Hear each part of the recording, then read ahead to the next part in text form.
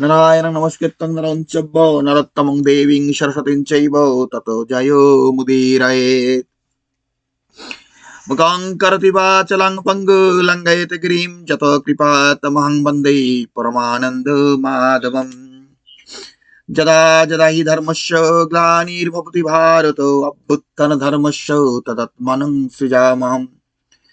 পরিত্রাণায় সাধুনাং বিনাশায় চ দুষ্কৃতাম ধর্ম সংস্থাপনার্থায় সম্ভবামি যুগে যুগে। শুধু ভক্তবৃন্দ, আপনাদের সকলকে ধর্মের চ্যানেল স্বাগত জানাচ্ছি। সেই সঙ্গে অনন্ত আনন্দময় অনন্ত জীবন দর্শন মন্দির এবং বিশুদ্ধ সনাতন ধর্ম মন্দিরে স্বাগত জানাই। প্রতিদিনের মতো আজকে আমাদের মন্দিরে ভগবত গীতা পাঠ এবং সনাতনের সারতত্ত্ব নিয়ে আলোচনা করা হচ্ছে। গতকালও করা হয়েছিল, কিন্তু টেকনিক্যাল প্রবলেমের জন্য আমরা ভিডিওটা আপলোড করতে পারি নাই, ভিডিও ঠিক মতো রেকর্ড হয়নি। আমরা সেই গতকাল আলোচনাটা আজকে কন্টিনিউ করছি। আপনারা সকলেই আমাদের এই মন্দিরে অংশগ্রহণ করুন, অংশগ্রহণ করে আপনাদের জীবনকে সুন্দর এবং সার্থক করে গড়ে তুলুন। সেই সঙ্গে আমাদের চ্যানেল সাবস্ক্রাইব করে এবং মন্দিরে যোগদান করে আমাদের সনাতন ধর্মের প্রসার ও বৃদ্ধিতে সহায়তা করুন। ভগবান আপনাদের সকলের কল্যাণ করুন, এই কামনা করে আমাদের আজকের আলোচনা শুরু করছি। আচ্ছা, আমার সঙ্গে রয়েছেন আমার ছোট ভাই কমল, মামনি সরস্বতী এবং কৃষ্ণাদি। আচ্ছা মামনি সরস্বতী, তুমি গতকাল যে আমাদের গীতা আলোচনা করা হয়েছিল সপ্তম অধ্যায়ের শেষের 3টে শ্লোক থেকে, তাই না? মনে আছে? হ্যাঁ, আছে। আচ্ছা, সেই 3টে শ্লোকের সপ্তম অধ্যায়ের যে শেষেতে আলোচনা করা হয়েছিল সেই শ্লোকের 28 নম্বর, সপ্তম অধ্যায় 28 নম্বর শ্লোক থেকে শুরু করে 28 নম্বর শ্লোক যেটা আছে। হ্যাঁ, আমাদের এটা স্কুলে গীতা না, এটা অনলাইন গীতা। এই গীতার সমগ্র অনুবাদের সঙ্গে আমি একমত নই, তবু আমি এখানকার সংস্কৃত এবং কিছু কিছু জিনিস নেই এখান থেকে। আমরা আমাদের গীতা তৈরি করব, লিখবো। সে না করা পর্যন্ত আমরা অনলাইন গীতা ইউজ করতেছি। আচ্ছা, 28 নম্বর শ্লোক কি বলছো বলো তো, পড়ো। হ্যাঁ, যেসব পুণ্যকর্মা মানবের পাপ ক্ষয় হইয়া গিয়াছে, তাহারাই সুখ দুঃখ হইতে মুক্ত হইয়া একাগ্র মনে আমাকে ভজনা করেন। আচ্ছা, এই শ্লোকের আমরা মূল যে জিনিসটা নিতেছি, মূল জিনিস আমরা শ্লোকের প্রতিটা অর্থ ব্যাখ্যা করতে হবে না। আজকের আমাদের আলোচনার বিষয় হলো অ্যাপ্লাইড, আমরা কিভাবে মানে ফলিত আমরা গীতার জ্ঞানকে ব্যবহার করে আমরা কিভাবে স্বাস্থ্যের উন্নয়ন করতে পারি। শুধু আমরা স্বাস্থ্যের উন্নয়ন, গীতার উদ্দেশ্য শুধু স্বাস্থ্যের উন্নয়ন না। গীতা হলো সর্বসিদ্ধি লাভ করার জিনিস সর্বতভাবে, কিন্তু আমরা শুধু স্বাস্থ্য বিষয় নিয়ে আজকে আলোচনা করব। হ্যাঁ, কথা বুঝতে পারতেছো? তো যাই হোক, এখানে হ্যাঁ, ভগবান তাকে এক মনে তার ভজনা করার কথা বলছে আর কি, এক মনে। হ্যাঁ, আমরা যখন 14 অধ্যায় যাব, 14 অধ্যায় শেষের দিকে ভগবান এক কথা বলছে, সকল কর্মস্থিতে আমার প্রতি ভক্তিমান ব্যক্তি, ভগবানের প্রতি পূর্ণ ভক্তি যোগ সহকারে আমাদের সকল কর্মে স্থির থাকতে হবে। আমাদের মনে রাখতে হবে হ্যাঁ, যে ভগবত সাধনার উদ্দেশ্য হলো এটাই, যে আমাদের যেটা বাইর করছে অন্যান্য স্কুল, তারা মনে করে ভগবানের দর্শন পাইলে, হ্যাঁ ওটা একটা ভগবান সাধনা অবশ্যই একটা অংশ, কিন্তু ভগবত সাধনা সেটা না। ভগবত সাধনা আমাদের এই স্কুলের জন্য, তোমার মধ্যে ভগবানের যে পূর্ণ শক্তি আছে। গীতায় ভগবান বলতেছে, আমি সর্বভূতের সময় বিরাজিত, ঈশ্বর সকলের মধ্যে অবস্থান সমানভাবে। ঈশ্বরের যে অনন্ত শক্তি, ঈশ্বর হলো অনন্ত, তোমার মধ্যে যে অনন্ত শক্তির বীজ বিদ্যমান। কি কথা বুঝতে পারতেছ? হ্যাঁ, হ্যাঁ, হ্যাঁ, অনন্ত শক্তির যে বীজটা, সেটা তোমার মধ্যে বিদ্যমান, প্রতিটা জীবের মধ্যে বিদ্যমান। সেই বীজটাকে আমরা যদি লালন পালন করি এবং সেটা থেকে অঙ্কুরিত করি, চারা বের করে আনি, তাহলে ভগবানের যে শক্তি, সমগ্র শক্তি আমাদের মধ্যে জাগ্রত হবে। হ্যাঁ, আমের গাছ থেকে আম হয়, কাঁঠালের গাছ থেকে কাঁঠাল হয়। কৃষ্ণের যে বীজ সেইটা আমাদের সবার মধ্যে বিরাজিত। এই 14 অধ্যায় বাইর করো তো কৃষ্ণাদি, 14 অধ্যায় প্রথম থেকে তুমি পড়ো, যে কথাটা যদি চলে আসলো। 14 অধ্যায় প্রথম থেকে পড়ো তুমি একটু। 14 অধ্যায় বের করছো? 14 অধ্যায়।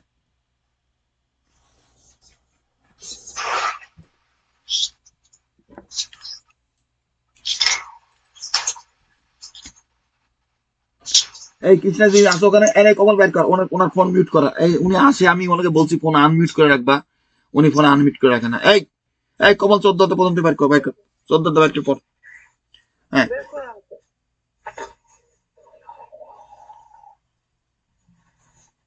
শ্রী ভগবান বললেন, পুনরায় তোমাকে আমি সর্বপ্রকার জ্ঞানের শ্রেষ্ঠ জ্ঞান বিষয় বলতেছি, যা জানিয়া মুনি সকলে পরম সিদ্ধি লাভ করিয়াছেন।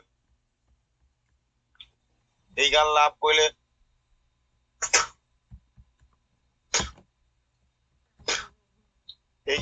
করিলে জ্ঞানী আমার এই স্বরূপ লাভ করেন এবং তাহারা সৃষ্টিকালে আর জন্মে না, প্রলয়কালে আর কোনো দুঃখ পান না। প্রকৃতি আমার গর্ভধানের স্থান, তাহাতে আমি বীজ নিক্ষেপ করিয়া থাকি। হে অর্জুন, এই রূপে গর্ভধান হইলে সকল ভূতের সৃষ্টি হয়। হে অর্জুন, যত জীব সৃষ্টি হয় আমি সে সকলের পিতা এবং প্রকৃতি সে সকলের মাতা। ভগবান বলতেছে যে সৃষ্টির বীজ সে নিক্ষেপ করে, সে বলছে সে তার পিতা সৃষ্টি। হ্যাঁ, আরে আমার কথা হলো ভগবান বলতেছে সেখানে, হ্যাঁ, ওই ওই শ্লোকটা আবার পর, ওই দুইটা শ্লোক আবার পর, প্রথম থেকে ওই যেটা একটু একটু ব্যাক করে, যে আমি সৃষ্টির বীজ নিক্ষেপ করি, ব্রহ্ম তার মাতা, আমি তার পিতা। কি বলছে? আরে কথাটা বলছে সেখানে। হ্যাঁ, দেখো আমি কেন কথাগুলো বলতেছি। আমাদের গীতার ভুল ব্যাখ্যা দেওয়া যায়, আমাদের গীতার ভুল ব্যাখ্যা দেওয়া যায়। যেমন ইসকন বলে বেড়ায় যে শ্রীকৃষ্ণ কিন্তু পুরুষ, বাকি সব নারী। আরে শ্রীকৃষ্ণ কিন্তু পুরুষ, বাকি সব নারী, তোমরা সব নারী, তোমরা সব হিজড়া। আরে এগুলোর কথা হলো একটা। আরে ভগবানের বীজ সকল জীবের মধ্যে অবস্থান করতেছে, সে হলো সৃষ্টির পিতা, আমি তার মাতা। কাঁঠালের গাছ থেকে কাঁঠাল হয়, আমের গাছ থেকে আম হয়, লিচুর গাছ থেকে লিচু হয়, কমলার গাছ থেকে কমলা হয়। তো কৃষ্ণের বীজ যার মধ্যে বিদ্যমান, তার থেকে কি কি হবে? কি সৃষ্টি হবে? কি সৃষ্টি হবে? কৃষ্ণ। আমরা সবাই তত্ত্বত কৃষ্ণ। আমরা তত্ত্বত শব্দটা কেন ব্যবহার করতেছি? কেন ব্যবহার করতেছি তত্ত্বত? একজন ছাত্র যখন মেডিকেল স্কুলে যায়, সে তত্ত্বত ডাক্তার, মানে সে এখনো ডাক্তার হবে না, সে ডাক্তারি পড়াশোনা সে ঠিক মতো সম্পূর্ণ করে, সে যদি ঠিক মতো সাধনা করে, পড়াশোনা করে, সে একদিন ডাক্তার হবে। কি কথা বুঝতে পারতেছো? হ্যাঁ, হ্যাঁ, হ্যাঁ। কৃষ্ণের সাধনা করার উদ্দেশ্য হলো আমাদের, আমার মধ্যে, প্রতিটি জীবের মধ্যে, সেটা আমার মধ্যে না, তোমার মধ্যে, আমার মধ্যে, এমন কুকুর বিড়াল গাছের মধ্যে, সবার মধ্যে শ্রীকৃষ্ণের বীজ বিদ্যমান। মানুষের শরীরটা কি আমাদের ঈশ্বর সাধনার জন্য উপযোগী, এজন্য আমরা সাধনা করে উপরে উঠতে পারি দ্রুত। কিন্তু পশু প্রাণীর মধ্যে আধ্যাত্মিক জ্ঞান আছে, তারাও আধ্যাত্মিক। এজন্য আমাদের মহাভারত বিভিন্ন গ্রন্থে বিভিন্ন গল্প, যেমন হনুমান, সে ভগবানের অবতার না, সে হনুমান, সে তো হনুমান। কি কথা ঠিক ঠিক না? আরে কথা বুঝো। যেমন তারা বলে যে এটা অ্যানিমেল, অমুক তমুক অ্যানিমেল, অনেকে পশু প্রাণীর গালি দেয়। আরে বাবা, ভগবানের যে 10টা অবতার আছে, সেখানে কুর্ম অবতার আছে, মৎস্য অবতার আছে, হ্যাঁ, তারপর যে শুয়োর অবতার আছে, তাই না? হুম, হুম। তো তুমি অ্যানিমেলের গালি দাও কেন? তারা তো ডিভাইন, তারা তো ডিভাইন। স্বয়ং ভগবান পশু প্রাণীর অবতার নিয়ে আসে। আমরা মা তুলসীর পূজা করি, তুলসী গাছ সে একটা, তার আধ্যাত্মিক না, স্পিরিচুয়াল না? নদী, মা গঙ্গা নদীর দিকে স্নান করি, এগুলো অনেকে বোঝে না, আমাদের শাস্ত্রের ভুল ব্যাখ্যা দিয়ে দেয় তারা। যাই হোক, আমার কথা, আমাদের দেহ 13 অধ্যায় যদি পাঠ করো, 13 অধ্যায়ের মধ্যে ভগবান স্পষ্ট বলতেছে যে আমি সর্বভূতের সমভাবে বিরাজিত। বলছে না? বলছে, বলছে। হ্যাঁ,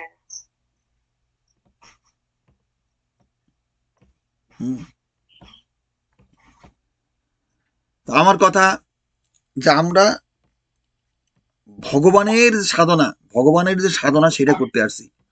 ষষ্ঠ নবম অধ্যায় ভগবান বলছে, কেউ কেউ আমার সঙ্গে অভেদ জ্ঞানে ভজনা করো। অভেদ জ্ঞান মানে আমি এবং কৃষ্ণ এক, তত্ত্ব এক এবং অভিন্ন, এই জ্ঞানে ভজনা করা। আমি এবং কৃষ্ণ এক, কৃষ্ণ হলো পুরুষ, আমি একজন নারী। এগুলো সব বানানো গল্প গুলা। আরে বৃন্দাবনে সে রাসলীলার ভিত্তিতে একটা লীলা নিয়ে তারা বানায় ফেলছে সবকিছু, সেগুলো ছিল।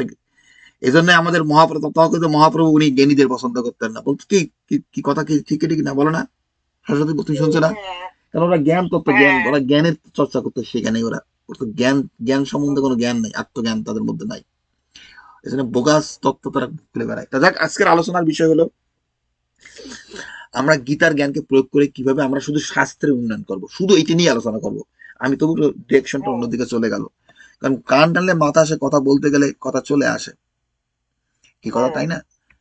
কথা বলতে গেলে কথাটা চলে আসে।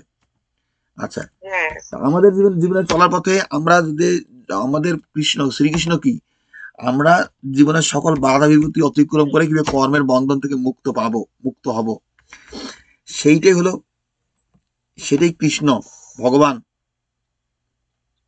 গীতা বলে গেছেন। এবং আমরা জন্ম মৃত্যু জরাবেদির বন্ধন থেকে কেবল মুক্ত হবো, কারণ আমরা এই যে পার্থিব লোকে আসি, এই জগতে আসি, এই জগৎটা হলো কি মৃত্যুময় জগৎ।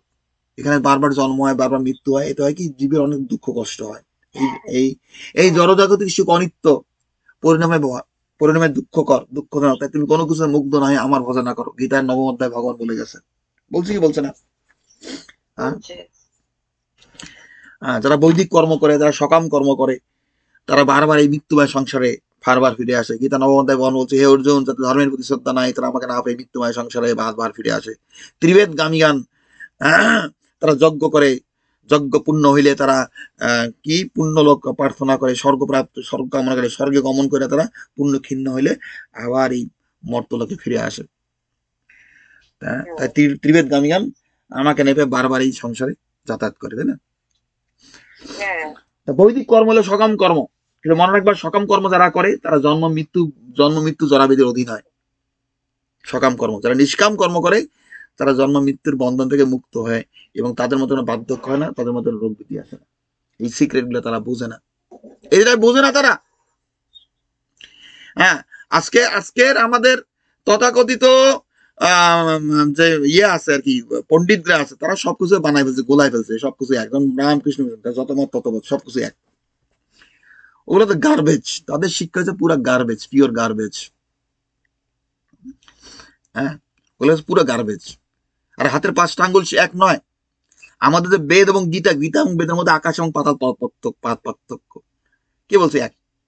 হ্যাঁ, কিন্তু এর অর্থ নয় যে আমি কৃষ্ণ সব বলতেছে আমাদের যে ঈশ্বরের অন্যান্য রূপ যেগুলা, আবার কেউ এক করে বলেও যেমন দুর্গা কালী শিবরে তারা ডেমিগেট বানাইছে, এগুলো ভুল কথা। এগুলো সব ঈশ্বর, পরমেশ্বর। কিন্তু আবার পরমেশ্বর হলেও তারা যে সবাই যে এক সেটাও না, বিভিন্ন রূপের মধ্যে পার্থক্য আছে। এখানে কে বড় কে ছোট সেটা কথা ব্যাপার না, ব্যাপার হলো আমরা তাদের মাহাত্মরা তাৎপর্যটা বুঝতে পারি, এবং সে করে তাদের সাধনা করে ভজন আমরা জীবনকে সুন্দর করতে পারি। আজকে যে আলোচনা করতেছি যে জন্ম মৃত্যু জরাবেদির বন্ধন থেকে আমরা মুক্ত পাবো কিভাবে, সেটার জন্য আমাদের 29 শ্লোকে ভগবান কি বলছে, পরত জরা মরণ মোক্ষায় মমাশ্রিত যতন্তি যে তে ব্রহ্ম তদ্বিদ কৃতস্ন মধ্যাত্মং কর্ম চা অখিলম।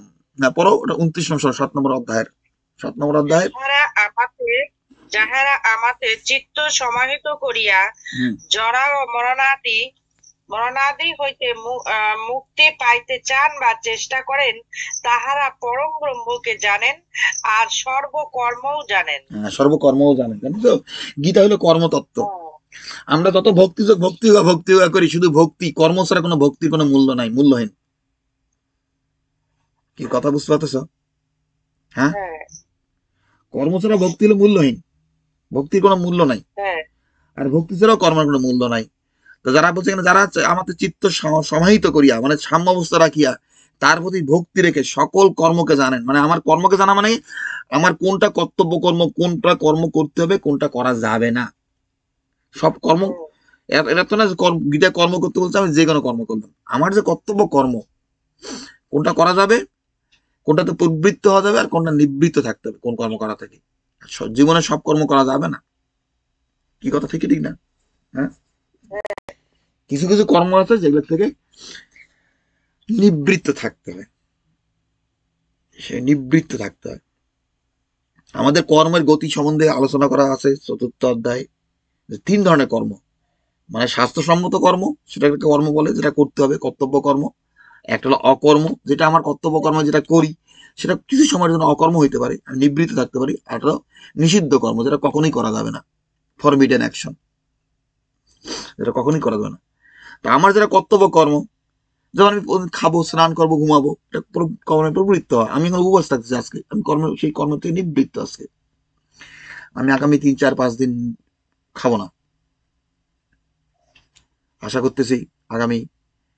আমি গতকাল রাত থেকে উপবাস করা শুরু করছি। এর আগে শুরু করছিলাম মঙ্গলবার রাত্রে, কিন্তু বৃহস্পতিবার রাত্রে আমার হঠাৎ করে উপবাসটা ভেঙে গেছে। কারণ আজকে রবিবার, আমার প্ল্যান ছিল আজকে রবিবার পর্যন্ত উপবাস থাকা। রবিবার পর্যন্ত উপবাস থাকলে আমার কাজটা হয়ে যেত, এটা অসুবিধার জন্য ভেঙে ফেলছি। হ্যাঁ, তা এটা আমার যে খাওয়াটা প্রবৃত্ত হয়, খাওয়াটা কর্ম, কিন্তু আমি আজকে অকর্ম করে ফেলছি। আমি খাচ্ছি না, শুধু ভাত খাওয়া না, মানে সলিড ফুড খাওয়া না, আমি জলও পান করতেছি না, একেবারে নির্জলা উপবাস। তো এইটা কর্মটা অকর্ম হয়েছে, কর্মের থেকে নিবৃত্ত। এই সরকর্ম বাবা এখানে সর। কর্ম অকর্ম আর নিষিদ্ধ কর্ম। এখানে অর্জুন যে যুদ্ধ করবে এটা তার তার কর্তব্য কর্ম। সকল কর্মকে জানতে হবে। তোমার জীবনে চলাপথে এটা আমার কর্তব্য কর্ম, এটা করে যেতে হবে। যেটা গীতার পঞ্চম অধ্যায় ভগবান বলছে, হে অর্জুন, যার দেশ আসক্তি নেয়, যার সুখ দুঃখ এই দুইয়ের প্রতি বিরুদ্ধ ভাব নেই, সেই হলো সন্ন্যাসী। গীতার সন্ন্যাসী এরকম না সে সন্ন্যাসী ধর্মগ্রহণ করছে, হাতে একটা লাঠি নিছে, সে গেরুয়া বসন পরে, এইভাবে কাপড় চোপড় পরে, এইটা সন্ন্যাস না, এগুলো বেদের সন্ন্যাসী। গীতার সন্ন্যাসী কি? যার দেশ আসক্তি নাই, মানে কোনো কর্ম করতে গিয়ে তার লাইক আর ডিসলাইক নাই। আমি ঘুম থেকে সকালে উঠে পছন্দ করি না, আমি ঘুম থেকে উঠবো না, না, তার সেটা চলবে না। তো পছন্দ করুক আর না করুক, সেটা তোমার কর্তব্য কর্ম হয়, তুমি উঠবা, ঘুম থেকে উঠবা। তার দেশে আসক্তি নাই, আর সুখ ও দুঃখের প্রতি বিরুদ্ধ ভাব নাই। আমার সকালে ঘুম থেকে উঠতে খারাপ লাগে, এর প্রতি আমার বিরুদ্ধ ভাব আছে, আমি না ঘুমাই থাকবো, না, সেটা চলবে না। তোমার সুখ অসুখ আর দুঃখ আসুক, তোমাকে সেটা করতেই হবে, কি নাকি? হ্যাঁ, কথা ঠিক? হ্যাঁ, হ্যাঁ, সেই হলো প্রকৃত সন্ন্যাসী। সেই হলো প্রকৃত সন্ন্যাসী। যেমন আমাদের সন্ন্যাসী দেখা যায় যে বিয়ে করছে, তার স্ত্রীর সঙ্গে মিলিত হবে না, না এখানে তো সুখ আসবে, আমার তো ব্রহ্মচর্য নষ্ট হয়ে যাবে না। তুমি স্বামী, তুমি স্ত্রীর সঙ্গে মিলিত হওয়া, সন্তান উৎপাদন করা, এটা তোমার কর্তব্য কর্ম। এটা তোমার সুখ আসুক আর দুঃখ আসুক, এর প্রতি কোনো বাধা থাকতে পারে না। কি কথা ঠিক কি ঠিক না? কথা ঠিক? হ্যাঁ। আর তুমি পছন্দ করো আর অপছন্দ করো। দেশের আসক্তি মানে কি? ইংরেজিতে যে ভালো শব্দটা আছে, লাইক আর ডিসলাইক, শুনতে ভালো শোনায়। লাইক আর ডিসলাইক, আমি এটা করতে পছন্দ করি, অপছন্দ করি, তাতে কিছু যায় আসে না, তোমার করে যেতে হবে, তাহলে তুমি সন্ন্যাসী। সর্বকর্মকে জানেন, এই গীতা বলছে, যদি চিত্তকে সমাহিত করিয়া তার প্রতি ভক্তিযোগ সহকারে কি সর্বকর্মকে জানেন, মানে যে কর্ম তোমাকে করতেই হবে। হ্যাঁ, গীতার দৃষ্টিকোণ থেকে কর্ম কি? কর্ম হলো তাই সেই অ্যাকশন, সেই ক্রিয়া যা জগতের জন্য কল্যাণকর, সেটাই বোঝানো হচ্ছে সর্বকর্ম। যেমন দেবী পুরাণে মা দুর্গা বলে গেছে যে কর্ম তাই যেটা পরিণামে আনন্দদায়ক। তুমি সেই কাজটাই করবা যেটা তোমার জন্য পরিণাম হবে আনন্দদায়ক, দুঃখকর হবে না, কষ্টকর হবে না। এই যে আমি ইদানিং কিছুদিন ধরে ইউটিউবে দেখি, ক্রাইম ডকুমেন্টারি গুলো দেখি, মানুষ ক্রাইম করে, মার্ডার করে, হত্যা করে, তাই না? হত্যার পরিণাম কি? তারা ধরা পড়ে যায় এবং শেষে তাদের মৃত্যুদণ্ড হয়। এটা কোনো কর্ম না, এগুলো কোনো কর্ম না, এটা দুষ্কর্ম, নিষিদ্ধ কর্ম। এইসব কর্মের কথা গীতায় বলে নাই যে তোমার কর্মের স্থিতি। কি কথা বুঝছো তো? কর্ম তাই সেটা তোমার পরিণাম হবে আনন্দদায়ক। একজন ছাত্র পড়াশোনা করে, পরীক্ষা ভালো রেজাল্ট করে, তার পরিণাম হবে আনন্দদায়ক। একজন ছাত্র সে বকাটে, সে স্কুলে যায় না, ক্লাস ফাঁকি দেয়, পড়াশোনা করে না, পরীক্ষায় ফেল করে, পরীক্ষা ড্রপ দেয়, সেটাকে বলা হচ্ছে না কর্ম। ওই কর্মের কথা বলা হচ্ছে না। যদি পরীক্ষা স্কুলে যাও না, তুমি এইটা করো না, সেটা করো না। কি কথা বুঝো? কথা বুঝো? হ্যাঁ, জীবনে আমাদের গীতায় বলতেছে সেই কর্মের কথা। দেখো, আমাদের অন্যান্য অনেক আধ্যাত্মিকতা অনেক লাইন আছে, তারা বলবে যে সব কর্ম করা যায়, এখানে নিষিদ্ধ কোনো কর্ম নাই। যেমন এখনকার সদ্গুরু আছে, সদ্গুরু বলে তুমি যদি সন্তান নিতে না চাও, বিয়ে করো না, লিভিং টুগেদার করো না, বাজে জিনিস এগুলা, এগুলো জিনিস প্রমোট করা যাবে না। তারা শাস্ত্র বোঝে না। কারণ সমাজে পরিবার না থাকলে, স্বামী স্ত্রীর প্রতি একটা কর্তব্যবোধ না থাকলে পারে, নারী পুরুষ যদি যথেচ্ছভাবে মিলিত হয়, তারা কুসন্তান জন্মগ্রহণ করবে, সমাজ একটা বিশৃঙ্খলা সৃষ্টি হয়। এগুলা হলো অসৎ কর্ম, কুকর্ম, নিষিদ্ধ কর্ম, এগুলাকে কখনোই প্রমোট করা যাবে না। কি কথা বুঝো তোমরা? হ্যাঁ, কথা বুঝো? এই আমার কথা তোমরা বুঝতেছো? উত্তর দিবা। কেন আজকে ইন্ডিয়াতে দেখাচ্ছে না ডিভোর্স বেড়ে গেছে না? ডিভোর্স হচ্ছে না? হ্যাঁ, আরে কত উত্তর দাও না কেন তোমরা? তোমাকে হা করে দেখা যাচ্ছে। ইন্ডিয়া কি ডিভোর্স বাড়ছে এখন? বিবাহ বিচ্ছেদ হচ্ছে না? আচ্ছা, তোমরা কি ফোনের মধ্যে আছো না নাই? তো উত্তর দিস না কেন? একজনও কি উত্তর দেওয়া যায় না? আমি আলোচনা করতেছি যে ইন্ডিয়াতে এখন কি বিবাহ বিচ্ছেদ বাড়তেছে, সামাজিক বিশৃঙ্খলা সৃষ্টি হচ্ছে ইন্ডিয়াতে দিন দিন। তাই তো উত্তর দিস না কেন? হা করে দেখা দেখিস কেন তোরা? কারণ হ্যাঁ, ওই যে ইন্ডিয়া যে ইকোনমিক প্রবৃত্তি, এত জব ক্রিয়েশন, অমুক তমুক টেকনোলজি, ওগুলো দিয়ে শুধু একটা সমাজ গঠন হবে না। মানুষের মধ্যে আমাদের সামাজিক যে মূল্যবোধ, আমাদের যে ইতিহাস ঐতিহ্য, সেগুলো রক্ষা করতে না পারলে ওই ডেভেলপমেন্ট দিয়ে কোনো কাজ হবে না ইন্ডিয়ার। কি কথা বুঝো কি বোঝো না? ছেলেমেয়েরা যথেচ্ছ ওঠাফাটা করবে, মিলিত হবে, একটা ছেলে আরেকটা ধরবে, একটা পুরুষ একাধিক নারীর সঙ্গে বসবাস করবে, লিভিং টুগেদার হবে, একটা নারী একাধিক পুরুষের সঙ্গে, তাদের বিভিন্ন বাচ্চা হবে বিভিন্ন পুরুষের সঙ্গে। এখানে একটা সামাজিক একটা পরিবার যে কাঠামো, ফ্যামিলি স্ট্রাকচার ভেঙে যাবে একটা পর্যায়ে গিয়ে, তবে না?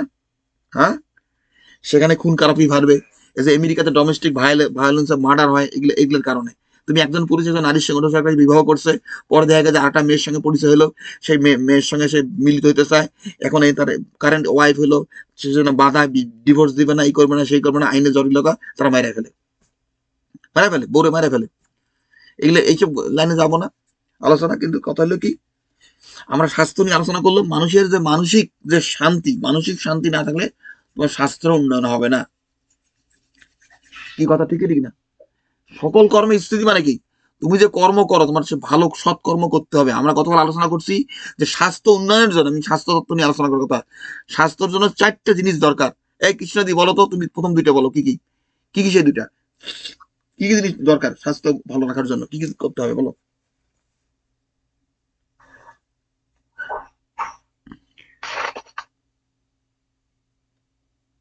আচ্ছা তুমি কথা বলতেছো না, তুমি কি আসো ফোনের মধ্যে? হ্যাঁ, উত্তর দাও না কেন? কালকে 4টে জিনিস আলোচনা করছি, 4টে জিনিস কি কি, 4টে উপাদান দরকার, কি কি?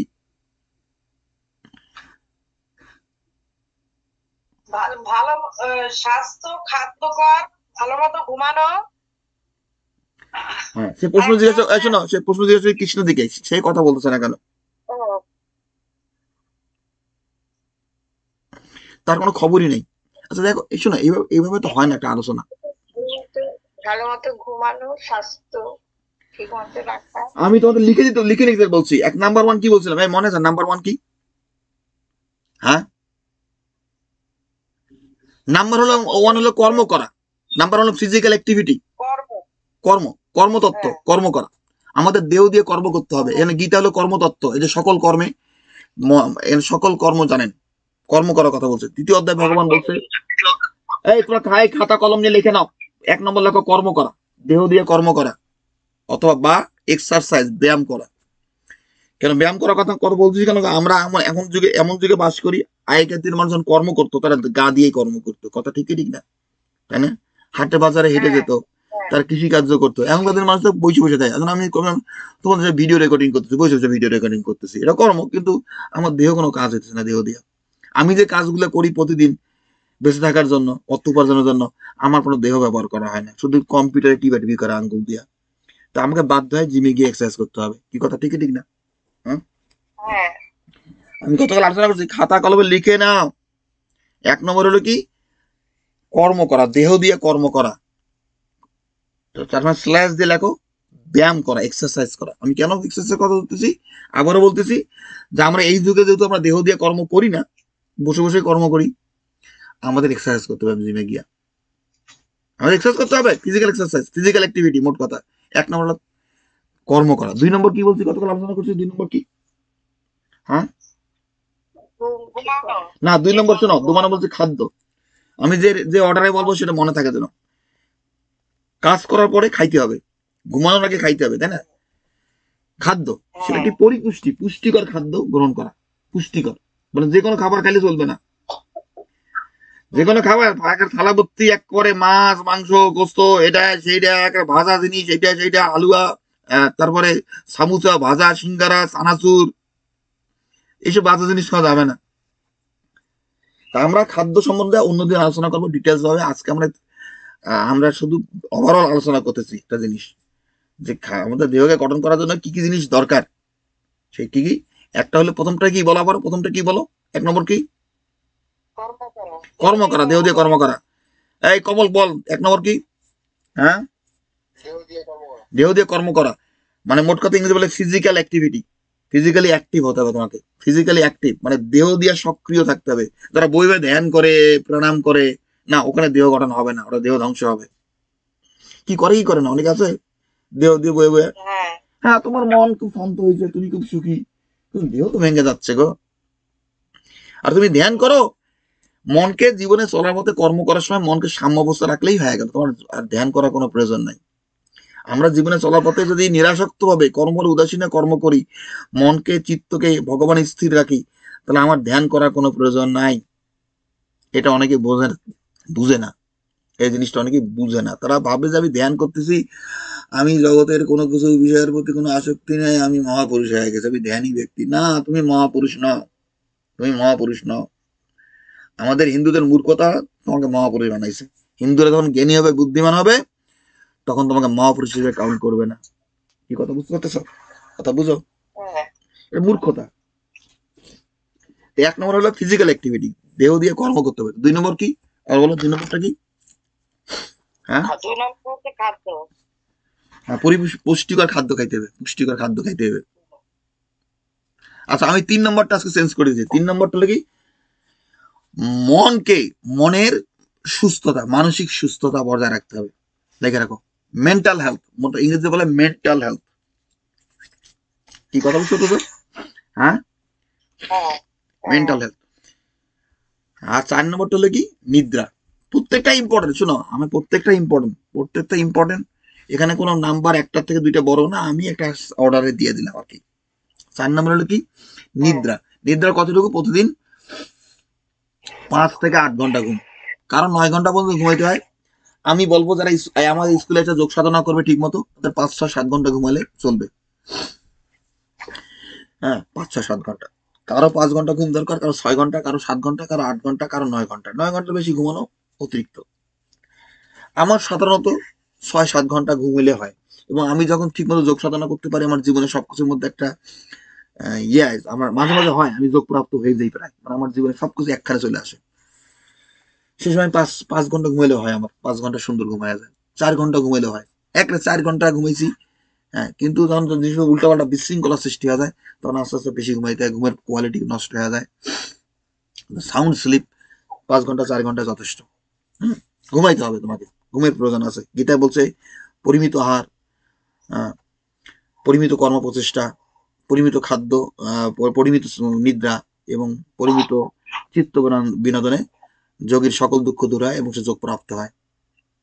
আমাদের পরিমিত খাইতে হবে এবং খাওয়াটা হবে পুষ্টিকর খাবার। গীতার 17 অধ্যায় সে আলোচনা করছে কি কি ধরনের খাবার খাইতে হয়। তা আমরা যে প্রত্যেকটা জিনিস, এই 4টা জিনিস, এই 4টা জিনিসের কমল বলতো, একটা জিনিস বলতো, এই 4টা জিনিস কি কি আলোচনা হলো? এই 4টা উপাদান কি কি ভালো স্বাস্থ্যের জন্য? কি কি? কর্ম করা। একটা, হ্যাঁ, কর্ম করা, দেহ দিয়ে কর্ম করা। মনে রাখতে হবে, দেহ শব্দ ব্যবহার করতে হবে।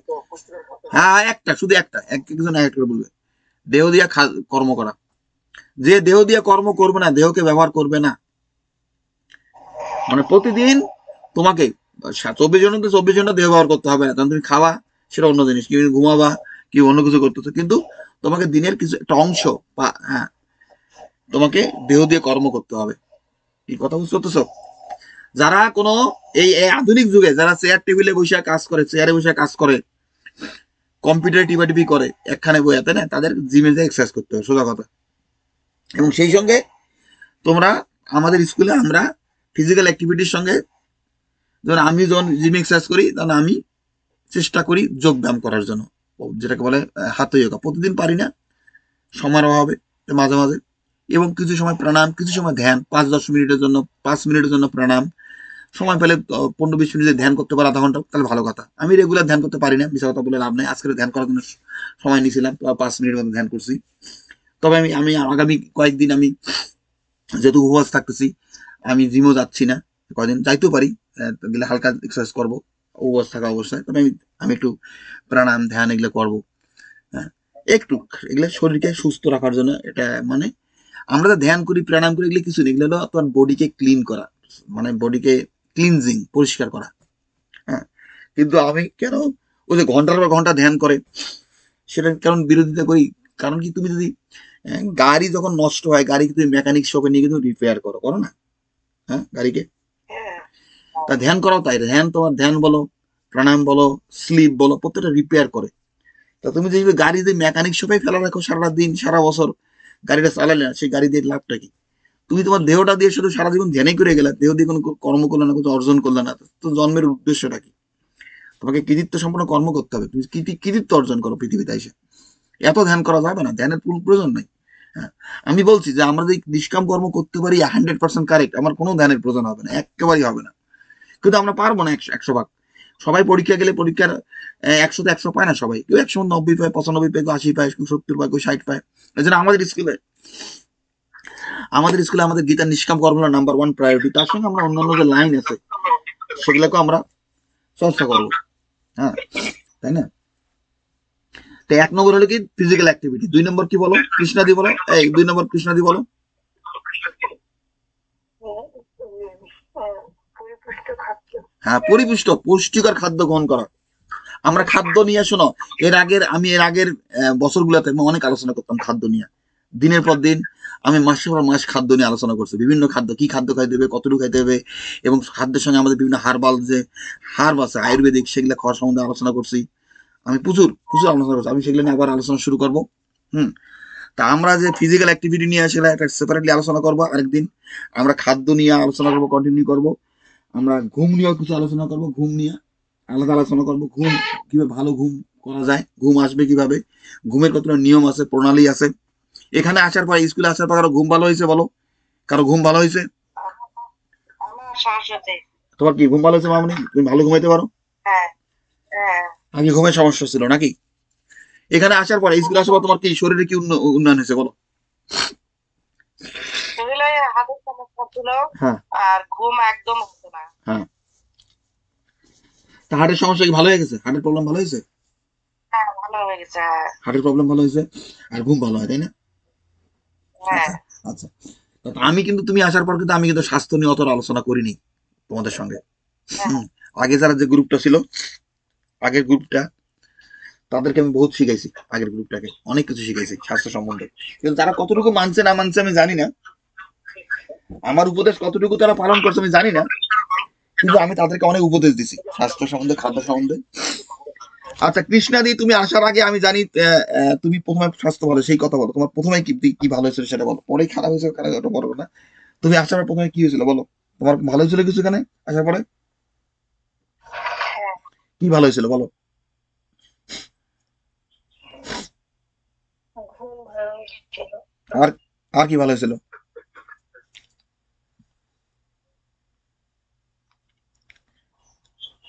আরে ঝটপট করে কথা বলো না কেন, আর কি ভালো হয়েছিল? শুধু ঘুম ভালো হয়েছিল? হ্যাঁ, শারীরিক উন্নতি হয়েছিল, এখন আমি একটু আচ্ছা না, আমি এখনকার কথা বলছি না, প্রথমে যেটা হয়েছিল সেটা বলো। তুমি পরে তো জ্ঞানজাম করছো, সেজন্য এখন উল্টাপাল্টা হয়েছে। প্রথমে কি হয়েছিল সেটা বলো, প্রথমে, হ্যাঁ প্রথমে কি হয়েছিল সেটা বলো। তোমার শরীর ভালো হয়েছিল, ঘুম ভালো হয়েছিল, তাই না? তোমার কোলেস্ট্রল, ডায়াবেটিস প্রবলেম চলে গেছিল নাকি? হ্যাঁ, চলে গেছিল।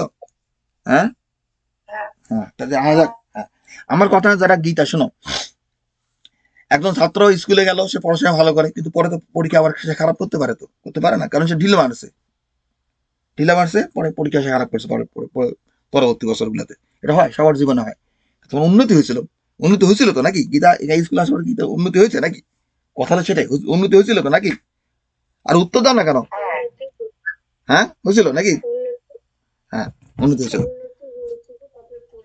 আর তারপর পড়ে যাবে, তুমি তো পড়ে গেছো, স্কুল থেকে চলে গেছিলা, সেজন্য পড়ে গেছো, তাই না? তুমি বাদ দিছিলা, পড়বার তো।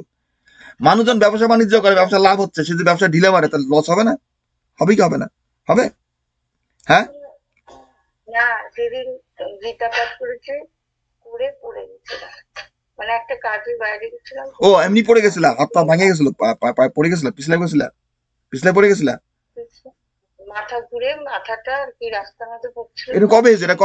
এটা কবে হয়েছে?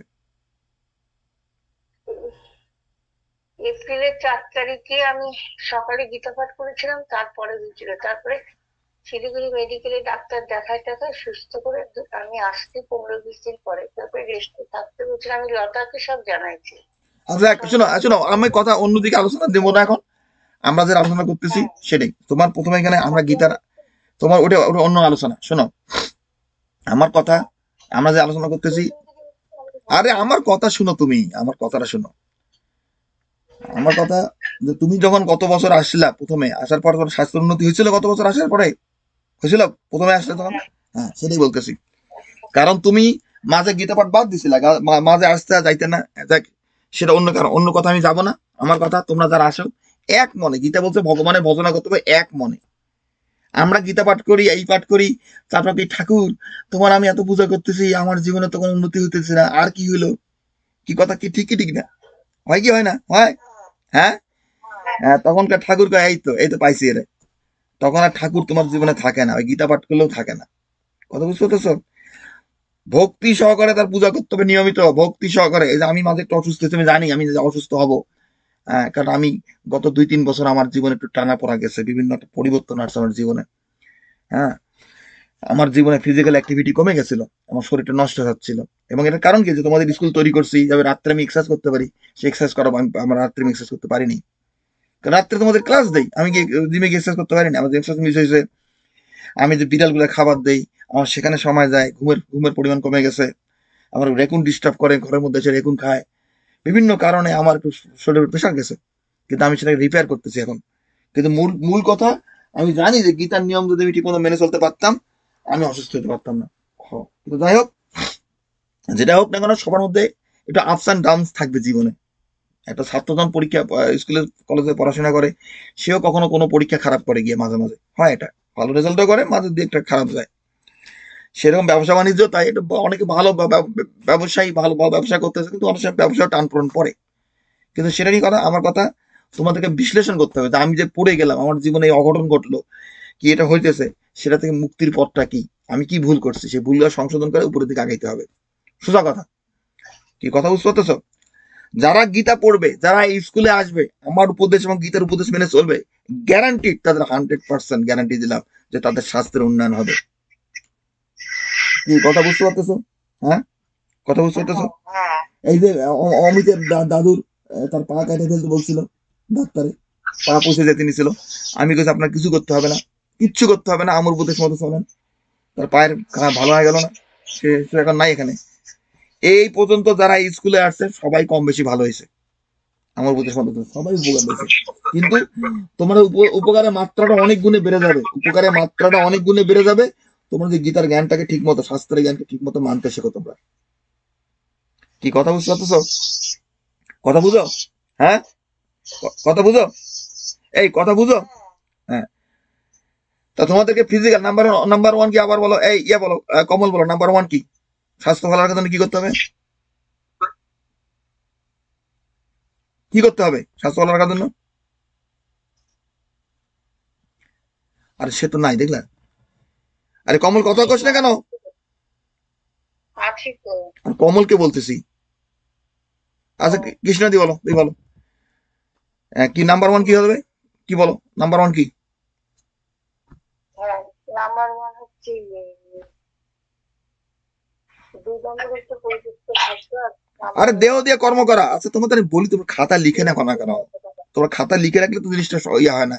1 নম্বর খাতা রাখো, 1 নম্বর দেহ দিয়ে কর্ম করা, দেহ দিয়ে কর্ম করা। তোমরা কি খাতা লিখতেছো? তোমরা কি খাতা লিখো? লেখো না, তাই না? আমি জানি তো বাংলাদেশে ইন্ডিয়ানদের একটা স্বভাব, তো তারা শালা কর্ম করতে শেখে নাই কোনো, তাদের মধ্যে কোনো ইয়ে নাই তো, এগুলো তো ভাদান্ত এরা। দেখো না, ছেলেমেয়েরা যেমন পুরুষরা, ওরা বলে না যে হিজড়া, শ্রীকৃষ্ণ একমাত্র পুরুষ, তাদেরকে হিজড়া বানায় দিছে, তো তাদের শিক্ষা দেয় না তো। তারা প্যান্ট পরে, কোমর থেকে প্যান্ট খুলে আসে। হ্যাঁ, তোমাদের বলতেছি যে খাতা কলম নিচে খাতা লিখে নাও। 1 নম্বর হলো কি, দেহ দিয়ে কর্ম করা। খাতা লেখা থাকলে তো দেখতে পারো। কর্ম করা। হ্যাঁ, আর 2 নম্বর বলো, এই 2 নম্বর বলো, এই 2 নম্বর সরস্বতী বলো, 2 নম্বর কি? 2 নম্বর হচ্ছে পুষ্টিকর খাদ্য খাওয়া। পুষ্টিকর খাবার খাওয়া। 3 নম্বর কি, কমল বলো, 3 নম্বর কি? ও নাই, দেখছিস? ও নাই। আচ্ছা, 3 নম্বর কৃষ্ণাদি বলো, 3 নম্বর কি? 3 নম্বর আজকে দিয়েছে মানসিক স্বাস্থ্য বজায় রাখা, মানসিক স্বাস্থ্য রক্ষা করা, মেন্টাল হেলথ। এটা একটা বড় সাবজেক্ট, মেন্টাল হেলথ প্রত্যেকটাই বড় সাবজেক্ট। 4 নম্বর হলো কি, ঘুম। আমি কখনো বলবো না যে তোমার ঘুমানোর প্রয়োজন কম, প্রত্যেকটাই গুরুত্বপূর্ণ। আমি একটা একটা অর্ডার দিয়ে দিলাম, এখানে প্রত্যেকটাই গুরুত্বপূর্ণ, প্রত্যেকটাই তোমাকে রক্ষা করতে হবে। আচ্ছা, আমরা এখন গীতার দৃষ্টিতে বলি। গীতায় বলতেছে, জরা মরণ বক্ষায় মমশ্রিত যতন্তি যে তে ব্রহ্ম তদ্বিদ কৃতমাস কৃতস্ন মধ্যাত্মং কর্ম চা অখিলাম অখিলাম। যারা জর মরণাতে বড় মামনি, তুমি 29 সালের বাংলাটা পড়ো তো, বাংলাটা পড়ো।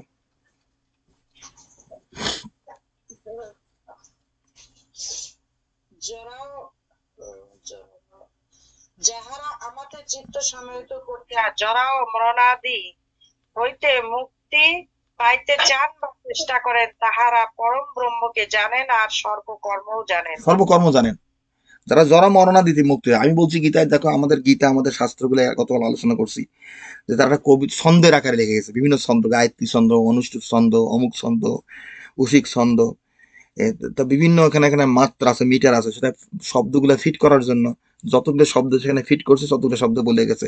এখানে জরা এবং মরণ, জরা মানে বার্ধক্য, মরণ মানে মৃত্যু, কিন্তু আসলে কিন্তু জন্ম মৃত্যু জরা ব্যাধি চারটা জিনিস। তো সেখানে জন্মের জন্মের কথা বলে নাই এবং ব্যাধির কথা বলে নাই। হ্যাঁ, এর অর্থ বলে নাই যে এই সেই কথাগুলো সেখানে নাই, না, সেই কথাগুলো সেখানে আছে। হ্যাঁ, প্রসঙ্গত তোমাদের সেই কথাগুলো বুঝতে হবে। আচ্ছা, তোমাদের ফোনের এখানে শোনো তো, এই তোমাদের ফোনে ইয়ে হইতেছে, ইকো হইতেছে। আমি আবারও ডায়াল করতেছি, শোনো, তোমার সবাই ফোন আপ করো, এটা রিকানেক্ট হবে, লাইনটা ক্লিয়ার হবে, তোমার ফোন ডায়াল ইয়ে করো। এই সবাই তোমরা ড্রপ করো লাইন, লাইন, এই কমল লাইন ড্রপ কর।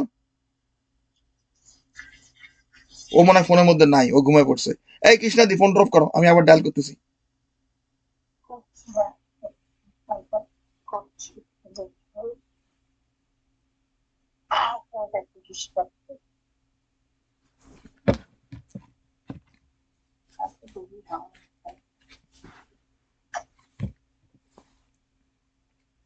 আচ্ছা ফোনটি, আচ্ছা ঠিক আছে, আমি আমি আবার ডায়াল করতেছি।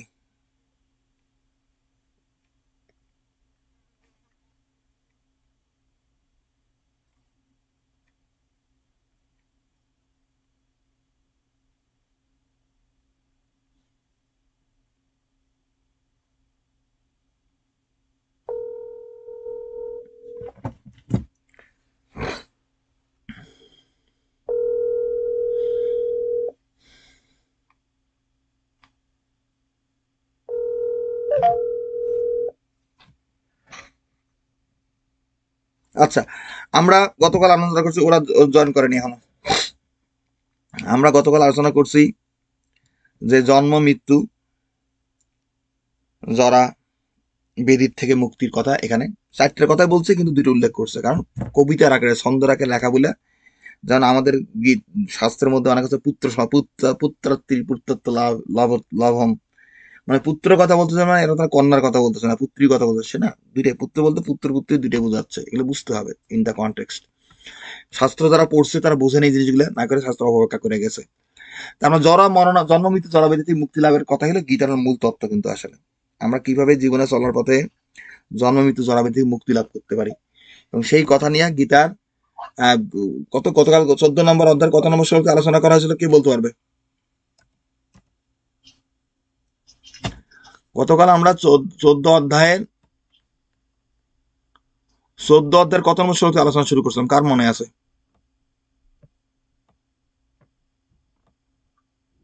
আরে গতকাল যে আলোচনা করছিলাম 14 অধ্যায়, এখানে বাকিগুলো চলে গেছে। এই কৃষ্ণদের মনে আছে গতকাল কত অধ্যায় আলোচনা করা হয়েছে?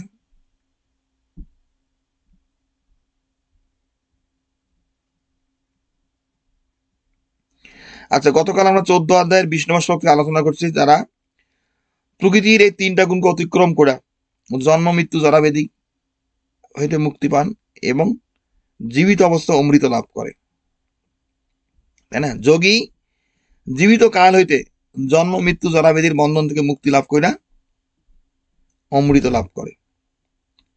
সেটাই 14 অধ্যায়ের 20 নম্বর শ্লোক থেকে আলোচনা করা হয়েছিল।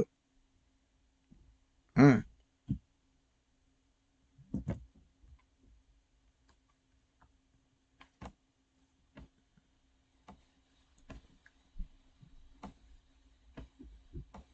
এই তোমরা কি ফোনের মধ্যে জয়েন করছো, আসো এখনো?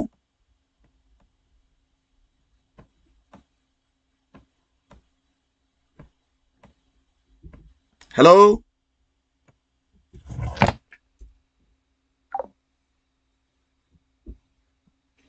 তোমরা